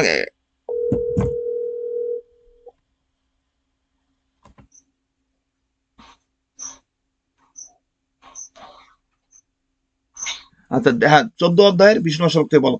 হ্যাঁ, হ্যাঁ, দেহে জীবিত কাল হইতে এই গুণত্রয়কে অতিক্রম করিয়া জন্ম মৃত্যু জরা দুঃখ হইতে মুক্ত হইয়া অমৃত লাভ করেন। যে দেহি জীবিত কাল হইতে মনে রাখতে হবে। আমাদের গীতা বলে নাই যে তুমি হ্যাঁ, হে অর্জুন তুমি সাধনা করো ভজনা করো তুমি মৃত্যুর পরে গিয়ে আর ফল পাবা, না না না, তুমি জীবিত কাল থেকে দেহি জীবিত কাল হইতে হ্যাঁ, জন্ম মৃত্যু জরা ব্যাধি প্রকৃতির তিনটে গুণকে অতিক্রম করে। প্রকৃতির তিনটে গুণ কি কি বলো? হ্যাঁ, সেই তিনটে গুণ কি কি? উম, প্রকৃতির তিনটে গুণ সত্য রজ তম গুণ, আমাদের প্রকৃতির তিনটে গুণ। হ্যাঁ, প্রকৃতির তিনটে গুণ সত্য রজ তম, এই তিনটা গুণকে অতিক্রম করে সে জরা মৃত্যুর জরা ব্যাধি মৃত্যু জন্ম মৃত্যুর বন্ধন থেকে মুক্ত লাভ করে সে অমৃত লাভ করবে। আমি যদি অমরত্ব লাভ করি, আমি যদি ইমর্টাল হই, কিন্তু আমি যদি অমৃত লাভ না করি, আমার জীবনে যদি আনন্দ সুখ না আসে, তাহলে সেটা সে অমরত্ব হবে একটা অভিশাপ। কি কথা ঠিকই ঠিক না? কথা ঠিক। হ্যাঁ, হ্যাঁ। আজকে যদি কেউ এসে তোমাকে আশীর্বাদ করে সরস্বতী তুমি তোমার কোনোদিন মৃত্যু হবে না, তুমি চির কাল বেঁচে থাকবে পৃথিবীতে, কিন্তু তুমি পরে দেখলে যে তুমি চিরকাল বেঁচে আছো, তোমার মৃত্যু হচ্ছে না, কিন্তু তুমি কিন্তু জীবনে সুখী না, তুমি দুঃখ কষ্টের মধ্যে আছো, হ্যাঁ, তখন সেই জীবনটা সেইটা কিন্তু হবে তোমার জন্য একটা অমরত্ব, হবে তোমার জন্য একটা অভিশাপ, একটা যন্ত্রণাদায়ক জিনিস। হ্যাঁ, তুমি তুমি অমরত্ব লাভ করো, কিন্তু সেই অমরত্বের মধ্যে তোমার মধ্যে আনন্দ থাকতে হবে, আনন্দ, হুম, তুমি সুখী। এই জন্য বলছো অমৃত লাভ করো, অমৃত। অমৃত তাই যা পেলে পারে তুমি অনন্ত সুখের সন্ধান লাভ করো, অনন্ত সুখ, আনলিমিটেড হ্যাপিনেস। আমাদের বলে যে অমৃত পান করলে মৃত্যুকে জয় করি। আমরা কেন মৃত্যুকে জয় করি? কারণ যারা সুখী হয় তাদের কোনো অসুখ হয় না, আর যাদের অসুখ হয় না তাদের কোনো মৃত্যু হয় হ্যাঁ, না। জীবনে জীবনে রোগ ব্যাধি দুঃখ কষ্ট যন্ত্রণা থেকে মুক্তি লাভের একটাই পথ হলো কি অমৃত লাভ করা, মানে জীবনে সুখী হওয়া। আমরা যারা ডিজিজ, যারা রোগ, যেটা সেটাকে আমরা বলি অসুখ। আমরা যে অসুখ অসুখ না হয় আমাদের, আমরা জীবনে চলতে ফিরতে উঠতে ফিরতে সবকিছু সুখী হই, আমরা যখন কর্ম করি যা কিছু করি সবকিছুর মধ্যে সুখ লাভ করি, আনন্দ লাভ করি, তাহলে কিন্তু আমাদের কোনো মৃত্যু হবে না, আমাদের কোনো রোগ ব্যাধি হবে না। এটা অনেকে বুঝে না জিনিসগুলো। এই জন্য হ্যাঁ, জীবনে সবসময় চলার পথে মা দুর্গা বলছে যে কর্ম সেটাই যেটা যার পরিণাম হলো আনন্দদায়ক। আমরা এমন কর্ম করতে শিখি যার পরিণাম হলো আনন্দ দেয়, সুখ আনে আমাদের জীবনে। এই জন্য ঝগড়া বিবাদ করা, কোন্দল করা, উল্টাপাল্টা খাবার খাওয়া, হ্যাঁ, হ্যাঁ, শাস্ত্র পাঠ না করা, শাস্ত্রের নিয়ম মেনে না চলা, এগুলো সবকিছু পরিণামে অসুখকর। এখান থেকে এই কারণে অসুখী হইলে পারে আমাদের জীবনে আমাদের যে মনের যে অবস্থা, মনের বিকার হয়, যখন আমরা মানসিকভাবে অসুস্থ হই, সেখান থেকে আমাদের রোগ ব্যাধি বেড়ে যায়, ডিজিজ বেড়ে যায়, ফিজিক্যাল ডিজিজ। আমি গতকাল এগুলো আলোচনা করছি যে পশ্চিমে এগুলো জানতো না যে মনের অসুখের জন্য, মনের অবস্থার জন্য, মেন্টাল হেলথের জন্য তোমার শরীরে প্রভাব ফেলে, এগুলো এখন নতুন করে তারা আবিষ্কার করতেছে। কিন্তু আমাদের শাস্ত্র এগুলা কোটি কোটি অনন্ত কোটি বছর আগে তারা আবিষ্কার করে রাখছে এই জিনিসগুলা। আমাদের শাস্ত্র এই তথাকথিত গুরুরা বলে যে রামায়ণ 7,000 বছরের, অমুক 5,000 বছরের লেখা, না না, ওই বেদ বলো গীতা বলো এগুলা অনন্ত, এগুলা কোনো সৃষ্টির কোনো বিগিনিং নেই। হ্যাঁ, এগুলো অনন্ত, ইটার্নাল এইসব গ্রন্থ। হ্যাঁ, এই বিশ্ব ব্রহ্মাণ্ড থেকে তো অনন্ত কোটি বিশ্ব ব্রহ্মাণ্ড আছে, যারা আগেও ছিল, আছে, ভবিষ্যতে থাকবে। এই যে তত্ত্ব, এই জ্ঞানগুলো আমাদের শাস্ত্রের অত্যন্ত মূল্যবান জ্ঞান, যে আমরা যেন জীবনে চলার পথে সুখী হই। আমরা বলছি 4টা জিনিস আমাদের স্বাস্থ্যের জন্য, 4টা জিনিস দরকার। একটা হলো কি ফিজিক্যাল অ্যাক্টিভিটি, 2 নম্বর হলো বলছি পুষ্টিকর খাবার, 3 নম্বর বলছি মেন্টাল হেলথ, আর 4 নম্বর বলছি যে ঘুম। এই আলোচনার মধ্যে, এই গীতার মধ্যে প্রত্যেকটা জিনিসই আলোচনা করছে, কিন্তু আজকে আলোচনার মধ্যে থেকে গীতার যে শ্লোকগুলা সরাসরি তোমাকে ইন্ডিকেট করতেছে মেন্টাল হেলথ কিভাবে ঠিক রাখতে হবে, তার মনের সাম্য অবস্থা, সুখ দুঃখ সমচিত্ত, সদা সন্তুষ্ট, নিন্দা পোষণ সমজ্ঞান। এই যে উপদেশগুলা গীতার এই উপদেশগুলা তোমার মেন্টাল হেলথ রক্ষা করবে। যারা যোগ সাধনা করে তাদের মানসিক রোগের কোনো প্রশ্ন ওঠে না, মেন্টাল ডিজিজের কোনো প্রশ্ন উঠতে পারে না। কি কথা বুঝো কি বুঝো না? বুঝো? হ্যাঁ, বুঝতে পারছি। হ্যাঁ, তাদের কোনো মেন্টাল কোনো মানসিক রোগে তারা কোনোদিনও ভুগবে না যোগ সাধনা করলে। এবং গীতা হচ্ছে সর্বকর্মে স্থিতি, সকল কর্ম, আমরা যেন সর্বদা কর্ম করি। কর্ম করলে ফিজিক্যাল হেলথ সুন্দর। খাওয়া নিয়ে গীতায় 17 অধ্যায় আলোচনা করছে, অন্যান্য অধ্যায় আলোচনা করছে, ঘুম নিয়েও আলোচনা করছে গীতায়। তা বিষ্ণু শ্লোকে বলতেছে যোগী জীবিত কালেতে জন্মিত জরাব্যাধির বন্ধন থেকে মুক্তি লাভ করে প্রকৃতির গুণকে অতিক্রম করিয়া জন্মিত জরাব্যাধির বন্ধন থেকে মুক্তি হইয়া তারা অমৃত লাভ করে। প্রকৃতির গুণ অতিক্রম করা মানে কি? তোমার মধ্যে সাত্ত্বিক, রাজসিক, তামসিক এই 3টে গুণের ভারসাম্য আনতে হবে, কোনো গুণের অধীন হওয়া যাবে না। তুমি যদি সাত্ত্বিক স্বভাবের লোক, তারা স্বাস্থ্য রক্ষা করতে পারবে না, তারা আত্মবান হতে পারে না। শুধু সাত্বিক ভাব যাদের মধ্যে, যাদের মধ্যে শুধু রাজস্বিক ভাব তারা পারবে না, যাদের মধ্যে শুধু তামসিক ভাব, সত্য রজো তম ওই তিনটা গুণকে ঠিক মতো কাল্টিভেট করতে শিখতে হবে। এটা হলো গুণাতীত হওয়া। তুমি গুণকে নিয়ন্ত্রণ করবে, গুণ তোমাকে নিয়ন্ত্রণ করবে না। আমরা যখন গাড়ি চালাই, গাড়িকে আমি নিয়ন্ত্রণ করবো, গাড়ির ড্রাইভার গাড়িকে নিয়ন্ত্রণ করবে। সে কখন ব্রেকে পা দিবে, কখন স্ট্যান্ড টানে টানবে, কখন বামে টানবে, কখন অ্যাক্সিলেটারে পা দিবে, সে নিয়ন্ত্রণ করবে গাড়িকে, গাড়ি নিয়ন্ত্রণ করবে না। কিন্তু দেখা যায় যখন গাড়ি যখন খাদের মধ্যে পড়ে যায়, ব্রিজ ভেঙে পড়ে যায়, গাড়ি কিন্তু নিয়ন্ত্রণ করতে সবকিছু। কি কথা ঠিক কি ঠিক না? হ্যাঁ, হ্যাঁ এই যে এয়ার হ্যাঁ ইন্ডিয়া 171 ক্র্যাশ করছে, কি জন্য ক্র্যাশ করছে? তাদের ফুয়েল সুইচ অফ হয়ে গেছিল। মানে যে যে সুইচটা নিয়ন্ত্রণ করে যে ইঞ্জিনে তেল সাপ্লাই হবে কি হবে না, তেল যাবে কি যাবে না, সেই ফুয়েল সুইচ অফ হয়ে গেছে। মানে ইঞ্জিনে কোনো তেল যাচ্ছে না। ইঞ্জিনে তেল না গেলে ইঞ্জিন বন্ধ হয়ে যাচ্ছে। তা সেখানে সে কোনো আর সে প্রপেল করে উপর দিয়ে উঠতে পারেনি, প্লেন নিচে নেমে গেছে, নেমে ক্র্যাশ করছে। যখন প্লেনটা নিচে থেকে নেমে গেল, সেখানে যথেষ্ট ঘর্ষণ সৃষ্টি করলো, তাপ সৃষ্টি করলো। আর প্লেন তো ভরা ফুয়েল, আগুন সেই তেলে ভরা না, প্লেনের পেটে তো তেল, অনেক তেল। সেখান থেকে আগুন বেড়ে গেল। একটু আগুন লাগলেই তো আগুন লেগে যাবে সেখানে। তা প্লেনটা তাকে নিয়ন্ত্রণ করলো, পাইলট আর প্লেন নিয়ন্ত্রণ করতে পারলো না। হ্যাঁ, তা আমাদের এই যে আমাদের বডিটা একটা একটা ভেহিকেলের মতো, একটা গাড়ির মতো। আত্মা তার এই গাড়ির ড্রাইভার, জীবাত্মা। এইটাকে যদি সে নিয়ন্ত্রণ করতে না পারে, এই দেহটা যদি নিয়ন্ত্রণ নিয়ে নেয়, তখন তার ওই প্লেন ক্রাশের মতো হয়। এই জন্য আমাদের জন্ম মৃত্যু দ্বারা ব্যাধি হয়, আমাদের মৃত্যু হয়, আমাদের রোগ ব্যাধি হয়। ওই মৃত্যু যখন প্লেন ক্রাশ হলো, মৃত্যুটা সেই প্লেন ক্রাশের মতো। কারণ আমাদের সাধারণ মানুষ যারা, সাধারণ জীব যারা, আমরা গুণের অধীন। আমাদের যখন ক্ষুধা পায় আমরা খাই, যখন ইচ্ছা ঘুমাই, যা ইচ্ছা তাই করি। আমাদের গুণ আমাদের নিয়ন্ত্রণ করে, আমাদেরকে প্রকৃতির গুণ নিয়ন্ত্রণ করে। যে সত্য কথাও বলে, যে যে কিনা সৎ ব্যক্তি, অনেস্ট, সেও কিন্তু প্রকৃতির গুণের অধীন। সেও প্রকৃতির গুণ অধীন, সাত্বিক স্বভাবের, সে সত্য কথা বলে অভ্যস্ত, সৎভাবে চলে অভ্যস্ত। হ্যাঁ, সেটা প্রকৃতির গুণ। কিন্তু গীতা বলছে না, প্রকৃতির গুণকে অতিক্রম করতে, গুণকে নিয়ন্ত্রণ করো, গুণের অধীন হয় না। তা যাই হোক, আমরা গুণকে কিভাবে অতিক্রম করতে পারি সে সম্পর্কে অর্জুন আলোচনা করতেছে 21 নম্বর শ্লোকে, জিজ্ঞাসা করতেছে প্রশ্নটা। 21 নম্বর শ্লোকে অর্জুন কি জিজ্ঞাসা করছে বলো, বলো। 20 নম্বর শ্লোকে আছে, না 21 নম্বর, 21 নম্বর বলো। 21। 21 নম্বরে অর্জুন বলিলেন, হে প্রভু, গুণাতীতের লক্ষণ কি? তিনি কি প্রকার আচারযুক্ত? কি উপায়ে বা তিনি এই তিন গুণকে অতিক্রম করিয়া অবস্থান করেন?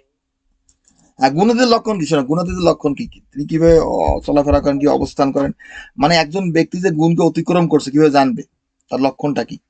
তো তার পরের শ্লোকে ভগবান উত্তর করে দিচ্ছে। পরের শ্লোকগুলো পড়ো, পড়ো, পরের শ্লোকগুলো পড়ো। শ্রী ভগবান বলিলেন, হে অর্জুন, শত রজ ও তমগুণের কার্যকে যিনি আত্মার আরে কার্য গতকাল তো আমরা বলিয়া সংশোধন মনে করে করেন। দিছি। এই শত রজ তমগুণের কার্যকে প্রকৃতির কার্য বলে। আমি শুনো, তোমাদের যখন পড়ানো হয় তোমার সেটা নোট নাও না। প্রকৃতির কার্য বলে মনে করেন, তাতে তিনি আসক্ত বা বিরক্ত হন না। কি কথা বুঝছো তো? আমাদের প্রকৃতি সমস্ত কর্ম করায়। হ্যাঁ, অনেক সময় কোনো কর্ম করতে গিয়া আমাদের সেই কর্মে কোনো আসক্তি থাকে না কিংবা বিরক্তি থাকে না, সেই কথা ভগবান বলতেছে। এটা একটা বড় সাবজেক্ট। এই যে শ্লোকটা যে বলছে আসক্তি বিরক্ত না হন, এটা আলোচনা করতে গেলে আমি 2 দিন 4 দিন আলোচনা করে শেষ করতে পারবো না। আমাদের তথাকথিত মহাপুরুষরা তারা বিয়ে করে বউয়ের সাথে ঘুমায় না কেন? তার প্রকৃতির কোনো অধীন। আমি তো সন্ন্যাসী, আমি তো যোগ সাধনা করি, আমি তো এটা করি, আমি আমার স্ত্রী সঙ্গী করি কেমনে? হ্যাঁ, তার মধ্যে আসক্তি কিংবা বিরক্তি, কারোর মধ্যে আসক্তি, কারোর মধ্যে বিরক্তি। কিন্তু সে জানে না যে এটা প্রকৃতি সমস্ত কর্ম করেছে, আত্মা কোনো কর্ম করে না, এটা প্রকৃতির কার্য। তোমার যেটা কর্তব্য কর্ম সেটা করে যেতে হবে। কি কথা বুঝো কি বুঝো না? হ্যাঁ, এতে কখনো আসক্তি থাকতে পারে না, এতে কখনো বিরক্তি থাকতে পারে না। যার মধ্যে শত রজ তমগুণের কার্যকে আমাদের প্রকৃতি সমস্ত কর্ম করা, আত্মা হলো নির্লিপ্ত, আত্মা হলো সাক্ষী, আত্মা কোনো কর্ম করে না। আমার সংসারে থাকলে আমাকে দেহ দিয়ে কর্ম করতেই হবে, এবং এই কর্ম করতে গিয়া আমার যেন আসক্তি বা বিরক্তি কোনোটাই না থাকে। যেটা গীতার পঞ্চম অধ্যায় বলছে, দেশে আসক্তি নাই, একই কথা। দেশে আসক্তি নেই মানে বিরক্তি কিংবা আসক্তি নাই, সুখ দুঃখ এদের প্রতি বিরুদ্ধ নেই, সেই নিত্য সন্ন্যাসী। কথা বুঝো? হ্যাঁ, আমি থালা ভর্তি মাছ মাংস ডিম নিয়ে ভাত খাবো না, সেটা চলবে না, সেটা আসক্তি থাকতে পারে না, সেটা স্বাস্থ্যের বিধান না, এটা জীবের প্রাণ না। যেটা বলছে অহম আত্মা গুড়াকেশো, আমি আত্মার উপর সকল জীবের হৃদয়ে অবস্থান করি। এই যে একটু আগে আলোচনা করছি যে সুখী হওয়া, জীবনে সুখী হইতে হবে। তুমি যখন জীবের প্রাণ নাও, সে জীবকে কষ্ট দাও, সেই কষ্ট তোমার কাছে একসময় ফিরে আসবে। সেসব কর্ম করা থেকে বিরত থাকতে হবে। কোনো জীবের প্রাণ নেওয়া যাবে না। কি কথা বুঝো? হ্যাঁ, একটা হ্যাঁ জীবকে হ্যাঁ কষ্ট দিলে সেই কষ্ট তোমার কাছে ফিরে আসবে, যেভাবে হোক না কেন। সেই দুঃখ কষ্টটা, তা তুমি অসুখী হবা, তুমি তাকে অসুখী করলে তুমি নিজে অসুখী হবা, তোমার মৃত্যু হবে, তোমার রোগ ব্যাধি হবে। এই জন্য বলছি যে মাংস খাওয়া একেবারে আমাদের স্কুল নিষিদ্ধ। মাংস খাওয়া প্রশ্ন ওঠে না। কোনো জীব হত্যা মহাপাপ, নরকে গমন। কোনো জীব হত্যা করা যাবে না। এখানে কোনো জীব হত্যার কোনো প্রশ্ন উঠতে পারে না।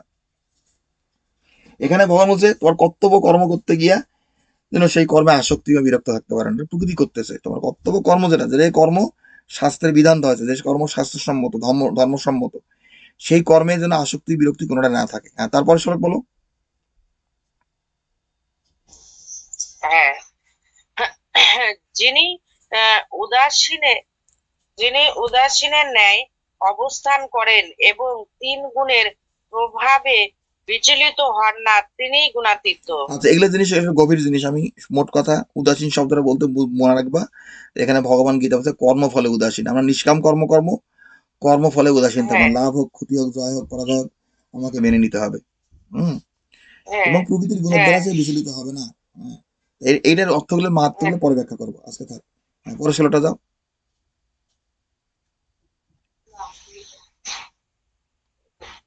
যেজন সুখ যেজন সুখ দুঃখ প্রিয় অপ্রিয় নিন্দা প্রশংসা সবই সমানভাবে দেখেন, তিনি হ্যাঁ, জ্ঞানী। হ্যাঁ, যিনি সুখ দুঃখ প্রিয় অপ্রিয় নিন্দা প্রশংসা এবং স্বর্ণ লৌহ পাথরে সমান জ্ঞান করেন। ওখানে সেটা তার গীতার ওখানে ট্রান্সলেশন করে নাই।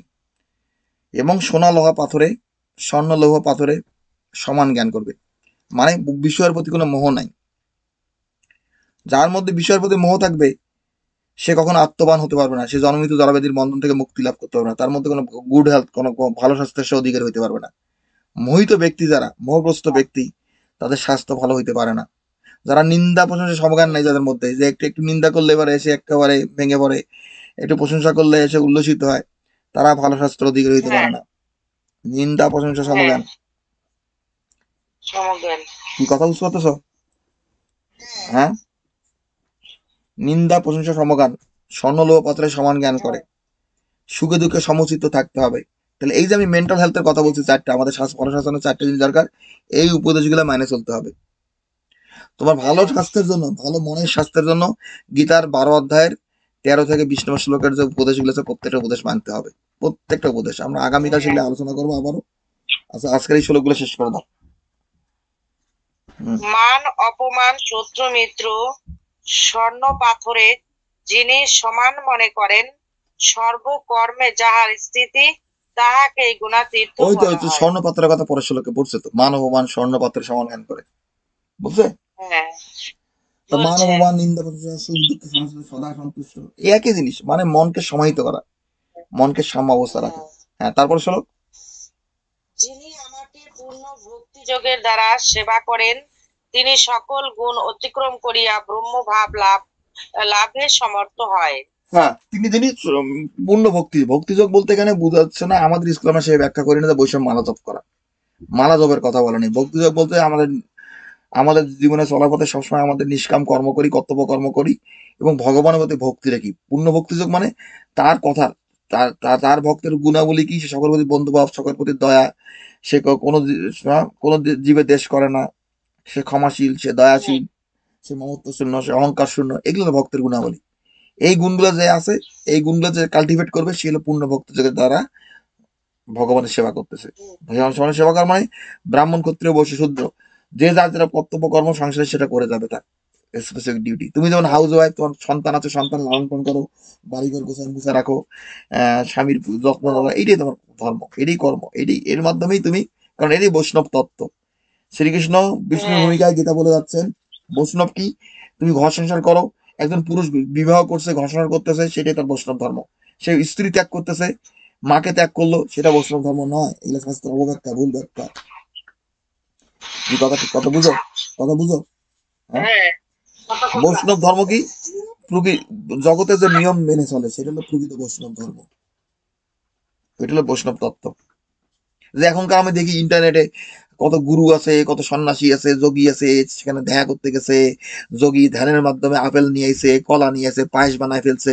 ওইটা বৈষ্ণব ধর্ম না। বৈষ্ণব তত্ত্বে কি তুই প্রকৃতির নিয়ম মেনে চলো। তুমি আম খাবা, একটা আমের গাছ, আমের বীজ বপন করে সেই গাছ তৈরি করে সেখান থেকে আম পাইরে খাবা, ওইটা হলো বৈষ্ণব ধর্ম। তুমি ধ্যানের মাধ্যমে যে আম বানাই ফেলছো, সেটা তুমি প্রকৃতির নিয়মকে ভঙ্গ করলা। ওটা বিষ্ণু তত্ত্ব নয়, ওটা ব্রহ্ম তত্ত্ব নয়। প্রকৃতির নিয়ম মেনে চলতে হবে। প্রকৃতির নিয়ম অনুসারে ধর্মসম্মতভাবে সকল কর্ম সম্পাদন করতে হবে। এইটা হলো প্রকৃত ধর্ম, প্রকৃত সাধনা, প্রকৃত ভজনা। কথা বুঝো? হ্যাঁ, হ্যাঁ এটা পূর্ণ ভক্তি যোগের দ্বারা আমাদের কর্ম করতে হবে। আমরা আমরা গাছের থেকে আম পাইরে নিয়ে খাবো, আমরা ধ্যানের মধ্যে আম খাবো না। তুমি নদী দেখছো, তুমি একটা ডোবা পার হইবা, ব্রিজের মধ্যে পার হইবে, নৌকা দিয়ে পার হইবা, তুমি এমন না ধ্যানের মাধ্যমে পার হইলা, ওইটা বৈষ্ণব ধর্ম না। ওটা প্রকৃতি লয় করা। যারা ধ্যান করে তারা লয় করে, প্রকৃতির নিয়মকে ভঙ্গ করে। প্রকৃতির নিয়ম ভঙ্গ করতে হয় বিশেষ ক্ষেত্রে, জগতের কল্যাণ করতে। তুমি যেটা স্বাভাবিকভাবে তোমার দেহ ইন্দ্রিয় করতে পারো, সেটা তুমি কেন প্রকৃতির নিয়ম ভঙ্গ করবা? কেন করবা? একজন ছাত্র পড়াশোনা করে কে ভালো রেজাল্ট করবে? এখন কেউ পরীক্ষার আগে যদি কেউ তার শিক্ষকে প্রশ্নপত্র দেয়, হেই আমি তোরা ভালোবাসি, এই প্রশ্নপত্র দিলে এই প্রশ্নগুলোর উত্তরগুলো যায় না, আয় কেউ সে নকল করে পরীক্ষা পাস করলো, হ্যাঁ সে ভালো রেজাল্ট করলো, নকল করে কি পরীক্ষার প্রশ্ন সে আগে তারা দিয়ে দিল, সে সেভাবে ভালো রেজাল্ট করলো, ওই রেজাল্টের কোনো মূল্য নাই। তুমি আম খাইবা, আম তৈরি করে খাইবা, আম তুমি ধ্যানের মাধ্যমে খাইবা না। কথা বুঝো? কথা বুঝো তুমি? হ্যাঁ, হ্যাঁ, হ্যাঁ ওই ধরনের কথা আমরা বলতেছি না। পূর্ণ ভক্তি যোগের দ্বারা তার সেবা করেন। সেবা করেন মানে ব্রাহ্মণ ক্ষত্রিয় বৈশ্য শুদ্ধ।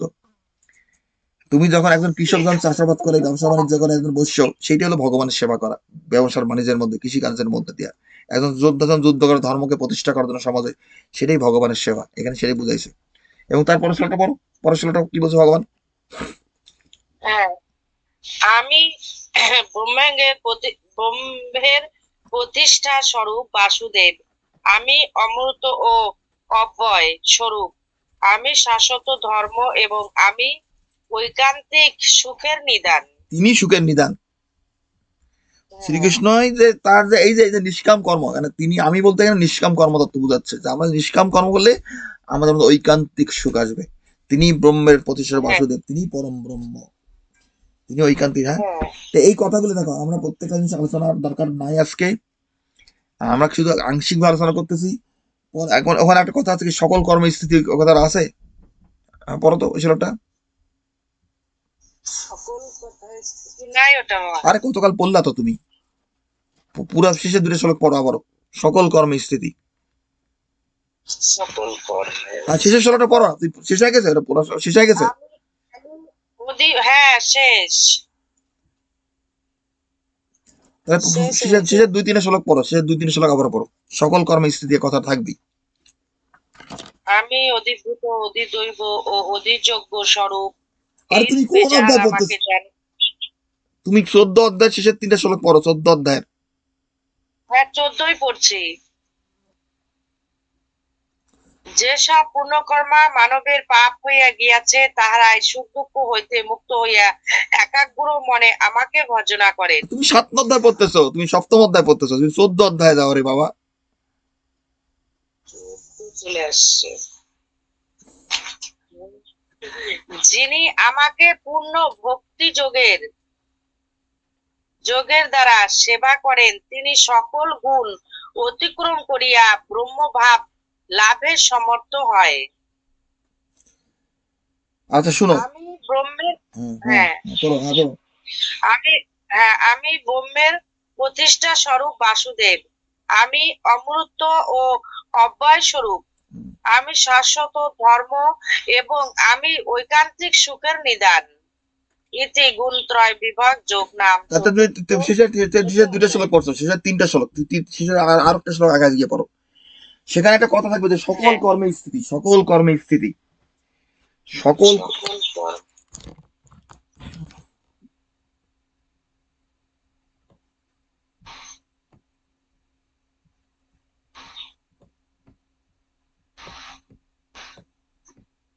আচ্ছা ঠিক আছে থাক। দেখছি না। ওই যে পূর্ণ ভক্তি যোগে তারা সেবা করে, মানে ওইটাই হলো সকল কর্মের স্থিতি। ওইটাই একটা গীতা একইভাবে ব্যাখ্যা করছে। যাক, আমাদের আলোচনা মূল কথা হইলো যে এই যে গীতার এই যে 14 অধ্যায়ের 20 নম্বর শ্লোকে আমরা জন্মমৃত্যু জরাবেদিক বন্ধন থেকে মুক্তি লাভ করতে পারি কিভাবে? যার মৃত্যু হবে না, সে মৃত্যুকে যে জয় করছে, যে যার কোনো মধ্যে কোনো বার্ধক্য হবে না, যার মধ্যে কোনো বেদি হবে না, তার মধ্যে ভালো স্বাস্থ্য তো থাকবেই। কি কথা ঠিক ঠিক না?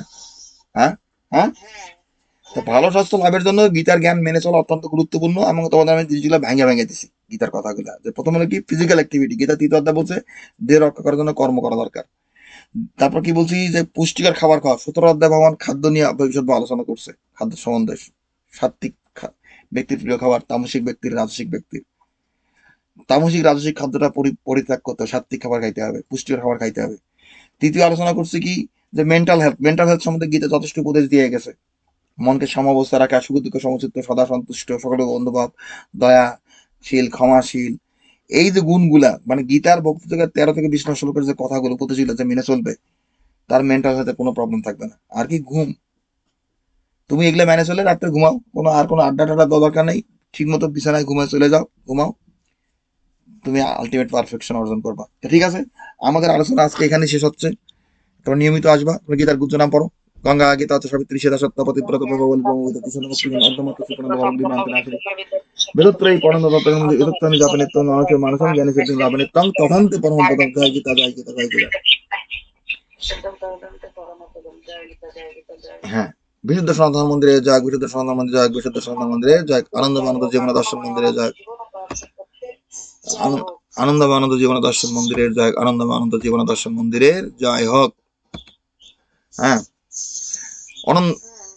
হ্যাঁ, জয় গীতা জয় গীতা জয় গীতা, ধর্মের জয়, ধর্মের জয়, ধর্মের জয়, গীতা গীতা গীতা।